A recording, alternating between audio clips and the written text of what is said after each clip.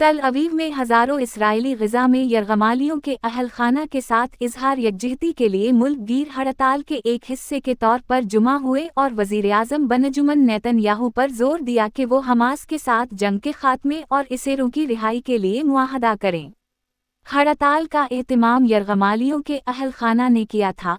कुछ कारोबारी इदारों और इदारों ने अमले को एहतजाज में शिरकत की इजाज़त दी थी, जबकि कुछ काम की जगहों ने अपने दरवाजे बंद कर दिए। बहुत से दूसरे मुल्क भर में खले रहे।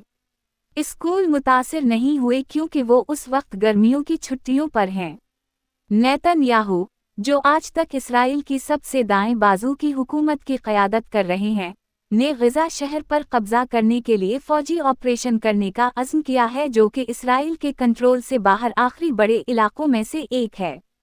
ये अक़दाम इसराइली अवाम और बहुत से यरग़माल ख़ानदानों के दरमियान इंतहाई मुतनाज़िया है, जिन्हें ख़दशा है कि जंग में शिद्दत से उन लोगों को ख़तरा लाहक़ हो सकता है जो अभी तक कैद में हैं। हुक्काम का कहना है कि ग़ज़ा में अस्करियत पसंदों ने 50 अफ़राद को यरग़माल बना रखा है, जिनमें से 20 के बारे में ख़याल किया जाता है कि वो अभी तक ज़िंदा हैं। ये है रेडियो जीवे पाकिस्तान डिजिटल।